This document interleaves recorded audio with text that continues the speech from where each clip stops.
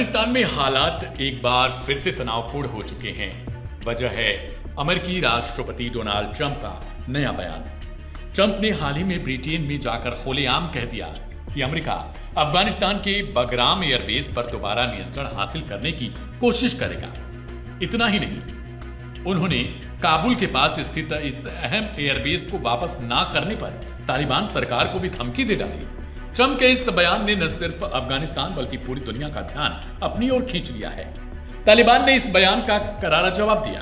अफगानिस्तान के सर्वोच्च नेता हिब्तुल्लाह अखुंदजादा की अध्यक्षता में कंधार में एक बंद कमरे की बैठक हुई। इसमें तालिबान सरकार के शीर्ष कैबिनेट अधिकारी, खुफिया एजेंसियों के प्रमुख और सैन्य कमांडर शामिल हुए। सूत्रों की माने तो बैठक में साफ कह दिया गया, अगर अमेरिका ने बगराम एयरबेस पर कब्जा करने की कोशिश की तो तालिबान नए सिरे से युद्ध छेड़ देगा।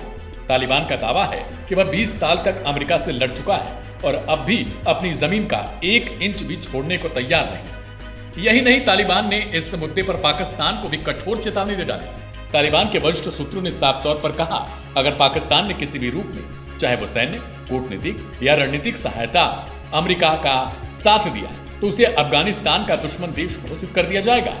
यानी तालिबान ने संकेत दे दिया है कि मामला सिर्फ अमेरिका बनाम तालिबान तक सीमित नहीं रहेगा, बल्कि क्षेत्रीय समीकरण भी पूरी तरीके से बदल सकते हैं। तालिबान नेतृत्व का मानना है कि अमेरिका की यह कोशिश आने वाले दिनों में बड़े युद्ध की चिंगारी बन सकती है। इसी कारण तालिबान सरकार ने अंतर्राष्ट्रीय स्तर पर समर्थन जुटाने की कवायद तेज कर दी है। तालिबान ने प्रधानमंत्री मुल्ला मोहम्मद हसन अखुंद और विदेश मंत्री आमिर खान मुत्ताकी को जिम्मेदारी दी कि वे तुरंत वैश्विक और क्षेत्रीय शक्तियों से संपर्क करें। इसके तहत रूस, चीन, ईरान, कतर, सऊदी अरब, संयुक्त अरब अमीरात से संपर्क साधा जा रहा है। यहां तक कि भारत से भी रिश्तों को साधने की तैयारी की जा रही है, ताकि किसी भी बड़े संघर्ष की स्थिति में तालिबान अकेला न पड़ जाए। सवाल यह उठता है कि आखिर बगराम एयरबेस क्यों अहम है, इसे समझना जरूरी है। अफगानिस्तान की राजधानी काबुल से महज 60 किलोमीटर दूर स्थित यह एयरबेस अमेरिकी फौज के लिए रणनीतिक रूप से सबसे बड़ा गढ़ रहा है। साल 2001 में तालिबान शासन के पतन के बाद अमेरिका ने यहां अपना कब्जा जमाया और तकरीबन 2 दशकों तक इसे अफगान युद्ध की कमांड सेंटर के तौर पर इस्तेमाल भी किया।